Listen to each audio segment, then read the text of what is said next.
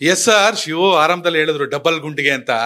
ನಿಮ್ಮ ಮಾತು ನಿಮ್ಮ ಕಣ್ಣನ್ನ ನೋಡ್ತಿದ್ರೆ ಗೊತ್ತಾಗ್ತಿದೆ ಆ ಕಿಚ್ಚು ಕಾಡ್ಗಿಚ್ಚು ಆಗ್ಬೇಕು ಅಂದ್ರೆ 18ರಿಂದ 25 ವರ್ಷದ ಮಕ್ಕಳು ಇವತ್ತು ಜಾಸ್ತಿ ಮೊಬೈಲ್ ನೋಡ್ತಾರೆ. ನಿಮ್ ಇಂಟರ್ವ್ಯೂನ ಡೆಫಿನೆಟ್ ಆಗಿ ನೋಡ್ತಾರೆ. ನಾನು ಇದು ಕ್ವಶನ್ ಅಲ್ಲ, ರಿಕ್ವೆಸ್ಟ್.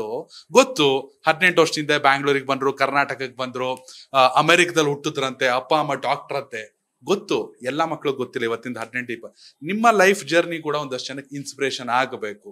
ಹೀಗಾಗಿ ನಿಮ್ ಲೈಫ್ ಬಗ್ಗೆ ಹೇಳಿ. ಒಂದು ನಿಮ್ ಕತೆ ನಂಗೆ ಬಹಳ ಇಷ್ಟ ಆಯ್ತು. ನಾನು ಚಿಕ್ಕ ವಯಸ್ಸಲ್ಲಿ ಕರ್ನಾಟಕ ಯಾವಾಗಲೂ ಬರ್ತಾ ಇದ್ದಾಗ ಜನ ಮಾಮೂಲಿ ಏನ್ ತಗೊಂಡ್ ಹೋಗೋರು ಒಂದೇ ಬಟ್ಟೆ ಒಡವೆ ಈ ತರದೆಲ್ಲ ತಗೊಂಡ್ ಹೋಗೋರು. ನಮ್ಮ ಸೂಟ್ ಕೇಸ್ ನಮ್ಮ ತಂದೆ ತಾಯಿಗೆ ಬಹಳ ನಮ್ಗೆ ಇಷ್ಟ. ಅಲ್ಲ ಅಮೆರಿಕದಲ್ಲಿ ಇವಾಗ ಬದಲಾಗಿರ್ಬೋದು, ನಾವು ಬೆಳೀತಾ ಇದ್ದೋ ರಾಗಿ ಸಿಗ್ತಾ ಇರ್ಲಿಲ್ಲ.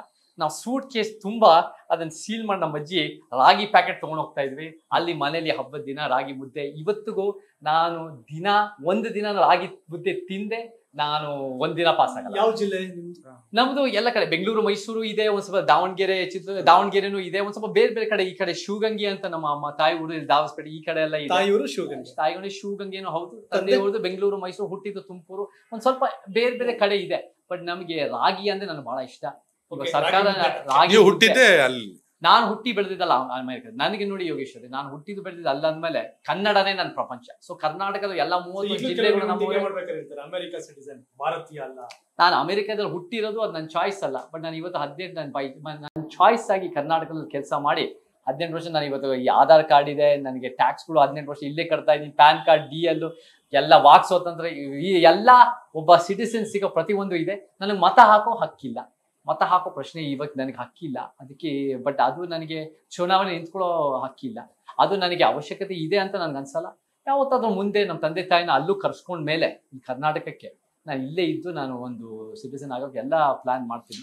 ಯಾವ ಅಂಶಗಳು ಸರ್ ಈ ಹೋರಾಟದ ಮೇಲೆ ನಿಮಗೆ ಪ್ರಭಾವ ಬೀರಿದ್ದು? ಅಂದ್ರೆ ಸ್ಕೂಲ್ ಡೇಸ್ ಅಲ್ಲ ಅಥವಾ ಅಪ್ಪ ಅಮ್ಮ ಹೇಳಿದ ಕಥೆಗಳ? ಮುಖ್ಯವಾದ ಕಾರಣಗಳು. ಒಂದು ಅಫ್ಕೋರ್ಸ್ ಅಪ್ಪ ಅಮ್ಮಗಳು ನಮಗೆ ಬಹಳ ಎಕ್ಸ್ಪೋಸ್ ಮಾಡುದು ಚಿಕ್ಕ ವಯಸ್ಸಿನಲ್ಲಿ ನಮ್ಗೆ ವಿಚಾರಗಳು. ನನಗೂ ನನ್ನ ತಮ್ಮನಿಗೆ ಒಂದು ಚಲೋ ಬಸವಣ್ಣವ್ರ ವಿಚಾರ, ಕುವೆಂಪು ವಿಚಾರ, ಒಂದು ರುಸ್ಸೋ, ವಾಲ್ಟೇರ್, ನಮ್ಗೆಲ್ಲ ಪ್ರಪಂಚದಲ್ಲಿರೋ ವಿಚಾರ, ಮಾರ್ಕ್ಸ್, ಎಲ್ಲ ವಿಚಾರಗಳು ಎಕ್ಸ್ಪೋಸ್ ಮಾಡಿ ನಮಗೆ ಚಿಂತನೆ ಮಾಡಕ್ಕೆ ಅವಕಾಶ ಕೊಟ್ಟು. ಒಂದು ಎರಡನೇದಾಗಿ ನಾನು ಕೂಡ ಗೋಲ್ಡ್ ಮೆಡಲಿಸ್ಟ್ ಆಗಿ ಒಂದು ಟಾಪ್ ನಾಚ್ ಆಗಿ ಒಳ್ಳೆ ಕಾಲೇಜ್ಗೆ ಹೋಗಿ ಯೇಲ್ ಯೂನಿವರ್ಸಿಟಿ ಎಕ್ಸ್ಟ್ರಾರ್ಡಿನರಿ ಎಜುಕೇಶನ್ ಸಿಕ್ತು ಎರಡನೇದು. ಬಟ್ ಅವ್ರು ಎರಡಕ್ಕಿಂತ ಹೆಚ್ಚಾಗಿ ಅಮೆರಿಕದಲ್ಲೂ ಬಹಳ ತಾರತಮ್ಯ ಇದೆ. ಅಮೆರಿಕದಲ್ಲಿ ವರ್ಣಭೇದ ತಾರತಮ್ಯವಿದೆ, ಧಾರ್ಮಿಕ ದಬ್ಬಾಳಿಕೆ ಇದೆ.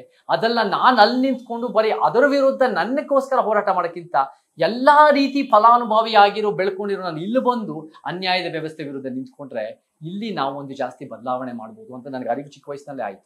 ಸೊ ಆ ಕಾರಣಕ್ಕೆ ಅಲ್ಲಿ 10 ಜನ 20 ಜನಕ್ಕೆ ಒಂದು ಸಮಾಜ ಮಾಡೋದಕ್ಕಿಂತ ಇಲ್ಲಿ ಒಂದು 50 ಜನ 100 ಜನಕ್ಕಾದ್ರೂ ನಾವು ಒಂದು ಸಮಾನತೆ ಬಂದ್ರೆ ನಾವು ಜಾಸ್ತಿ ಬದಲಾವಣೆ ಮಾಡ್ಬೋದು. ಇನ್ನೊಂದು, ನಾನು ಏನ್ ಅರ್ಥ ಮಾಡ್ಕೊಂಡೆ ಅಮೆರಿಕದಲ್ಲಿ, ಅಲ್ಲಿ ಬಿಡಿ ಸಮಾಜ ವರ್ಣಭೇದ ವಿಚಾರದಲ್ಲಿ ಬಿಡಿ ಸಮಾಜಕ್ಕೆ ವರ್ಣಭೇದ ಕಾಣಲ್ಲ. ಇಷ್ಟೇ ಬುದ್ಧಿವಂತ, ಕಾಳಜಿ, ಪ್ರೀತಿ, ಒಳ್ಳೆಯವರಾಗಿದ್ರು ಅವ್ರ ಕಾಣಲ್ಲ. ಯಾಕಂದ್ರೆ ಅವ್ರಿಗೆ ಅದು ಸ್ಟ್ರೈಕ್ ಆಗಲ್ಲ. ಸೊ ಅವರು ಕಾಲೇಜನ್ನು ಕೂಡ ಒಳ್ಳೆಯವರು.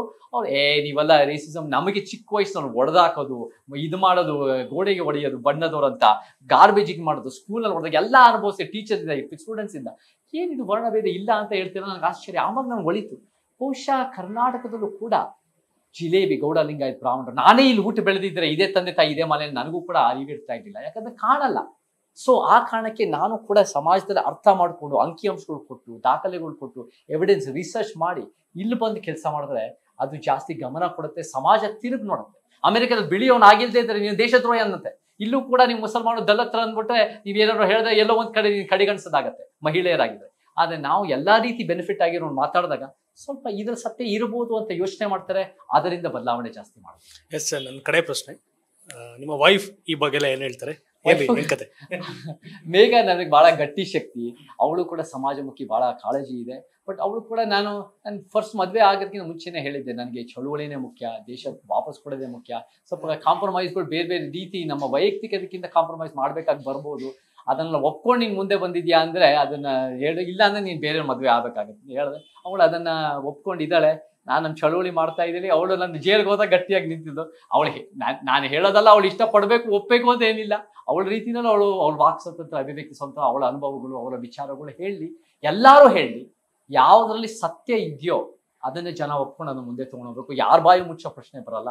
ಅದು ಜಾಸ್ತಿ ಮಾತಾಡ್ಬೇಕು. ಸಿನಿಮಾ ನಟರು ಎಷ್ಟೊಂದು ಸಿನಿಮಾ ನಟರು ಯಾಕೆ ಮಾತಾಡ್ತಾ ಇದ್ದಾರೆ? ನೀವು ಜಾಸ್ತಿ ಮಾತಾಡಿ, ನಿಮ್ಮ ವಿಚಾರದಲ್ಲಿ ಏನಿದೆ ನಮ್ಗೆ ಗೊತ್ತಾಗ್ಲಿ.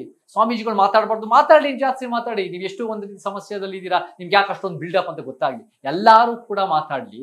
ಪ್ರಜಾಪ್ರಭುತ್ವ ಎಲ್ಲರೂ ಮಾತಾಡ್ಬೇಕು, ಮಾತಾಡಿದ್ರೆ ಮಾತ್ರ. ಅದಕ್ಕೆ ಮೋದಿ ಅವರು ಪ್ರೆಸ್ ಮೀಟೇ ಮಾಡಲ್ಲ, ಪ್ರೀ ಪ್ಲಾನ್ ಮಾತಾಡ್ತಾರೆ. ಅವ್ರ ತಲೆಯಲ್ಲಿ ಏನಿದೆ ಗೊತ್ತಾಗಬಾರ್ದು ಅನ್ನೋ ಕಾರಣಕ್ಕೆ. ನಿಮ್ ತಲೆಯಲ್ಲಿ ಏನಿದೆ ಗೊತ್ತಾಗಬೇಕು, ಅದು ಜನ ಪ್ರಶ್ನೆ ಕೇಳಬೇಕು, ಅದ್ ತಕ್ಕಂತೆ ನೀವು ಉತ್ತರ ಕೊಡೋ ಸಾಮರ್ಥ್ಯ ಇರಬೇಕು. ನೀವ್ ಹೇಳಿ, ಸತ್ಯವಾಗಿ ಹೇಳಿದ್ರೆ ಜನ ನಂಬ್ತಾರೆ. ಇವತ್ತಿನ ದಿನ ಡಬಲ್ ಟಾಕ್ ಅಥವಾ 2 ನಾಲಿಗೆ ಇದ್ದ ಸಮಾಜದಲ್ಲಿ ಜನರಿಗೆ ಬಹಳ ನಿರಾಶೆ ಆಗ್ಬಿಟ್ಟಿದೆ. ನಮಗೆ ಇವತ್ತು ಪ್ರಾಮಾಣಿಕವಾಗಿ ನಿಂತು ಅನ್ಯಾಯ ವಿರುದ್ಧ ನಿಂತ್ಕೊಂಡ್ರೆ ಜನ ಖಂಡಿತ ಹೋಗ್ತಾರೆ. ಟೈಮ್ ಆಗತ್ತೆ.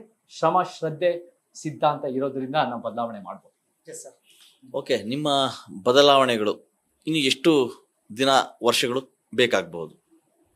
ಫಸ್ಟ್ ಆಫ್ ಆಲ್ ನಮಗೆ ಎಷ್ಟು ದಿನ ತೊಗೊಳ್ಳೋದು ನಮ್ಗೆ ಗೊತ್ತಿಲ್ಲ. ಇದು ಜೀವಪೂರ ಸಾಧನೆ, ಇದು ಲೈಫ್ ಲಾಂಗ್ ನಾವು ಮಾಡ್ಬೇಕಾಗತ್ತೆ.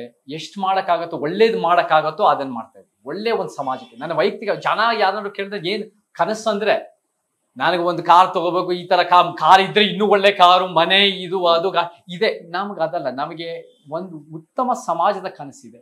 ಅದು ನಮ್ಮ ಜೀವಮಾನದಲ್ಲಿ ಸಮಾಜ ನಾವು ನೋಡಲ್ಲ, ಆದರೆ ನಾವು ಪಾಯ ಹಾಕ್ಬಿಟ್ಟು ಎಷ್ಟು ಮಟ್ಟಿಗೆ ಮಾಡೋಕ್ಕಾಗುತ್ತೋ ಅದನ್ನ ಮಾಡೋದು ನಮ್ಮ ಗುರಿ. ಎಷ್ಟು ದಿನ ಇರೋದು ಅಷ್ಟು ದಿನ ಒಳ್ಳೇದು ಮಾಡಿ ಹೋಗೋದು ಅಷ್ಟೇ.